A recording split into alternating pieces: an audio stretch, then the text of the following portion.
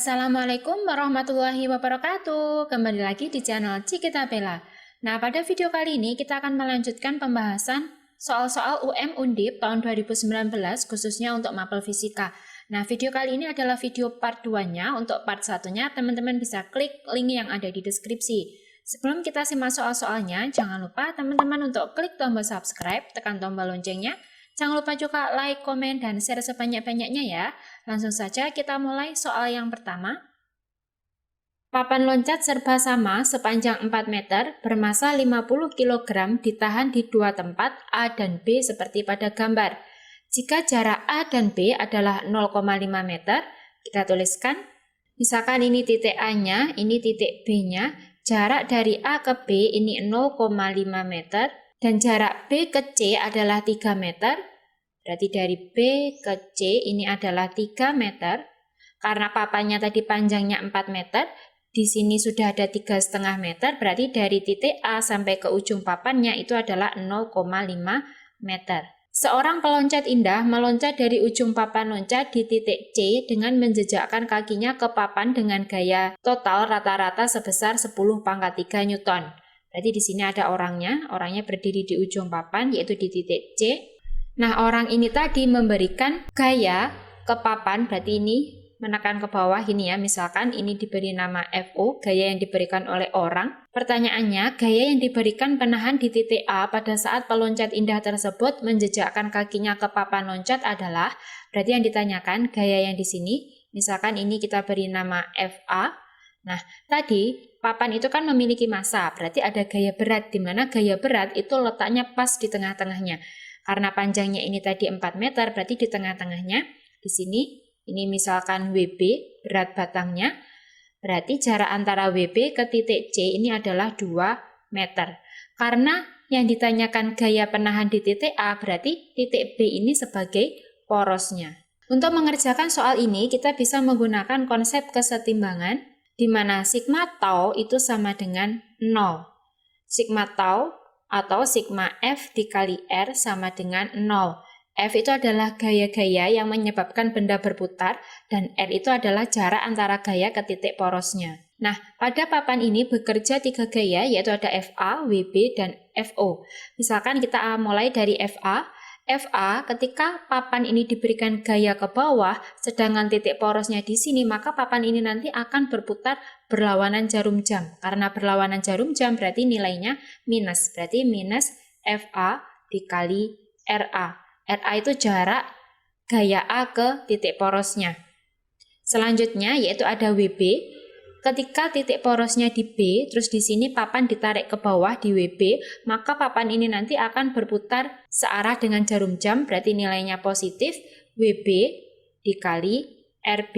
Selanjutnya ada FO. FO juga sama, ketika papan ini ditarik ke bawah, maka dia akan bergerak searah dengan jarum jam, berarti ini positif, FO dikali RO sama dengan 0. Kita masukkan nilainya. Min FA kali RA kita pindah ruas ke kanan, jadinya kan nanti positif. Kita masukkan nilai WB-nya, masanya batang tadi, misalkan MB itu adalah 50 kg, berarti untuk WB-nya itu kan massa dikali gravitasi, berarti 50 dikali gravitasinya 10, WB-nya 500 Newton. Berarti di sini 500 Newton dikali RB-nya itu jarak antara WB ke titik B, di mana tadi antara titik B ke titik C itu adalah 3 meter, WB ke titik C itu 2 meter, berarti jarak antara B ke WB itu adalah 1 meter. Berarti ini RB-nya 1, ditambah F orangnya tadi 10⁻³ atau 1000 dikali jarak orang ke titik B itu adalah 3 meter, berarti dikali 3 sama dengan FA dikali jarak titik A ke titik B itu 0,5. Berarti ini ada 500 ditambah 3000 sama dengan 0,5 FA. Ini 3500 sama dengan 0,5 FA. Maka ketemu FA-nya yaitu 3500 dibagi 0,5 itu adalah 7000. Maka FA-nya adalah 7000 Newton atau FA sama dengan 7 kN. Nah, inilah gaya yang diberikan oleh penahan di titik A. Jadi jawaban yang benar adalah yang C. Kita lanjut soal nomor 7. Bisa teman-teman pause dulu videonya, lalu teman-teman coba kerjakan sebelum disimak pembahasannya. Sebuah benda menumbuk balok yang diam di atas lantai dengan kecepatan 20 meter per sekon. Misalkan ini kita gambarkan ilustrasi peristiwanya. Di sini ada balok, di sini ada benda, misalkan bendanya itu bola. Bola ini atau benda ini sebagai benda satu, balok sebagai benda kedua. Baloknya ini diam, berarti dia kecepatannya atau V2-nya sama dengan 0 meter per sekon, sedangkan benda atau bolanya ini bergerak ke kanan dengan kecepatan V1 sama dengan 20 meter per sekon. Nah, setelah tumbukan, balok terpental dengan kecepatan 15 meter per sekon searah dengan kecepatan benda semula. Berarti, setelah tumbukan, balok ini bergerak searah dengan pergerakan bola semula, yaitu gerakannya jadi ke kanan dengan kecepatan V2 aksen sama dengan 15 meter per sekon. V2 ini adalah sebelum tumbukan, sedangkan yang V2 aksen ini adalah kecepatan setelah tumbukan, gitu ya. Nah, yang ditanyakan bagaimanakah pergerakan benda satu atau bolanya ini, apakah dia bergerak searah dengan kecepatan semula atau berlawanan. Bila koefisien restitusi E sama dengan 0,4, berarti diketahui E-nya sama dengan 0,4, maka kecepatan benda setelah tumbukan adalah, yaitu kecepatan benda satu atau bolanya ini tadi, apakah dia bergerak ke kanan atau ke kiri, gitu ya.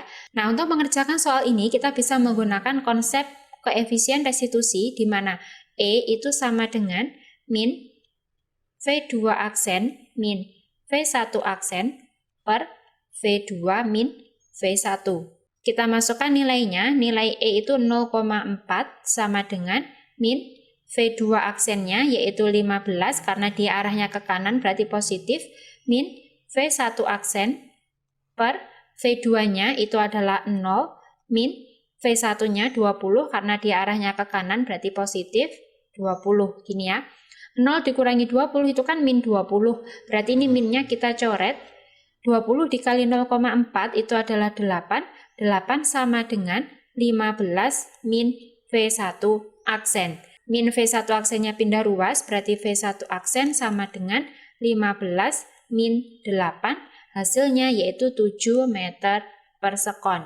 Nah, karena dia nilainya positif, berarti pergerakannya arahnya ke kanan. Inilah V1 aksennya, berarti jawaban yang benar itu adalah yang A, 7 meter per sekon searah dengan kecepatan semula, karena kan kecepatan semulanya juga arahnya ke kanan. Kita lanjut soal nomor 8.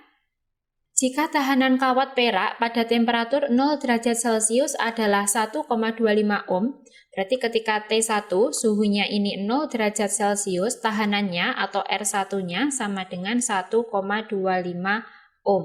Dan koefisien temperatur terhadap tahanan kawat tersebut adalah 0,00375 per derajat Celcius. Nilai alfanya yaitu 0,00375 per derajat Celcius. Maka temperatur yang menyebabkan harga tahanan kawat tersebut menjadi 2 kali lipat adalah ketika tahanannya atau R2-nya ini 2 kalinya R1, berapakah temperaturnya? Berarti yang ditanyakan adalah T2-nya. Nah, untuk menyelesaikan soal ini kita bisa menggunakan persamaan R2 atau tahanan kedua itu sama dengan R1 dikali 1 ditambah alfa dikali delta T. Nah, ini kita menggunakan konsep pemuaian gitu ya. Kita masukkan nilainya, R2-nya tadi yaitu 2 kalinya R1 sama dengan R1 dikali 1 ditambah 0,00375 dikali delta T. R1-nya kita coret, berarti tinggal 2 sama dengan 1 ditambah 0,00375 dikali delta T. 2 dikurangi 1 itu 1, berarti 1 sama dengan 0,00375 delta T, maka delta T-nya sama dengan 1 dibagi 0,00375, delta T-nya itu sama dengan sekitar 266 derajat Celcius. Di mana delta T itu kan sama dengan T2 dikurangi T1. Kalau kita mau mencari T2, berarti T2 sama dengan delta T plus T1. T2 sama dengan delta T-nya 266, T1-nya kan 0 ya, berarti sudah ketemu T2-nya 266 derajat Celcius. Berarti jawaban yang benar adalah yang B. Kita lanjut soal nomor 9. Dari gambar rangkaian arus searah ini, kuat arus induk I besarnya adalah, oke, kita cari dulu yang kita kerjakan. Ini kan ada dua hambatan, R1 dan R2. Dua hambatan ini disusun secara paralel. Nah, kita cari hambatan totalnya. Dimana ketika rangkaiannya paralel, untuk mencari R totalnya itu 1 per RP sama dengan 1 per R1 ditambah 1 per R2. Kita masukkan nilainya, 1 per RP sama dengan 1 per 4 ditambah 1 per 12, kita samakan penyebutnya, dijadikan 12 bagi 4, 3 kali 1, 3, ditambah 1, berarti ini sama dengan 4 per 12, maka ketemu RP-nya sama dengan 12 per 4 atau 3 ohm. Nah, selanjutnya kita gambarkan rangkaiannya itu menjadi seperti ini. Nah, ini tadi menjadi RP, ini ada E1 R1, ini ada E2 R2, arah arusnya yaitu ke atas. Ini arah I-nya. Nah, selanjutnya kita gambarkan loopnya. Loopnya searah dengan I saja, berarti dia bergerak searah jarum jam seperti ini. Nah, untuk menyelesaikan soal ini, kita bisa menggunakan hukum kedua Kirchhoff, di mana persamaannya sigma energi ditambah sigma I kali R sama dengan 0. Nah, ketika loop ini berputar, maka dia akan ketemu sumbu negatif dari E1. Karena ketemu sumbu negatif, maka nilai E1-nya itu juga negatif. Berarti negatif E1. Nah, untuk yang E2 juga sama, loopnya ini berputar bertemu dengan sumbu negatifnya E2, berarti ini min E2 ditambah I dikali, nah di sini ada 3 hambatan, ada RP, ada R1, dan R2. Karena ini rangkaiannya seri, berarti untuk mencari R totalnya itu kan dijumlah. Berarti ada RP ditambah R1 ditambah R2 sama dengan 0. Kita masukkan nilainya, berarti ini min 18, min 8 ditambah I dikali, RP-nya tadi 3 ditambah R1-nya 0,5 ditambah R2-nya juga 0,5 sama dengan 0. Ini hasilnya itu min 26 ditambah, ketika ini dijumlah itu 4I sama dengan 0, berarti 4I sama dengan, min 26-nya pindah ruas jadi 26, I sama dengan 26 per 4. Bisa kita sederhanakan jadinya 13 per 2 ampere. Nah, inilah nilai arus induknya. Jadi jawaban yang benar itu adalah yang D. Kita lanjut soal nomor 10. Dua buah hambatan yang besarnya sama akan selalu menghasilkan hambatan ekuivalen yang lebih besar bila dirangkai seri daripada bila dirangkai paralel. Oke, pernyataan yang satu, di mana ketika dia dirangkai seri itu nilainya lebih besar dibandingkan ketika dia dirangkai paralel. Oke, kita cek ya. Jika dirangkai seri, karena tadi besarnya sama, berarti R1 sama dengan R2. Gitu ya, atau nilainya itu sama-sama R. Nah, R seri itu kan sama dengan R1 ditambah R2, yaitu R ditambah R, hasilnya 2R. Tapi ketika dirangkai paralel, untuk mencari hambatan total pada rangkaian paralel atau RP, RP itu sama dengan R per jumlahnya. Nah, nilai R-nya tadi yaitu R, jumlahnya kan ada 2 hambatan, berarti N-nya ini 2, maka nilai RP-nya setengah R.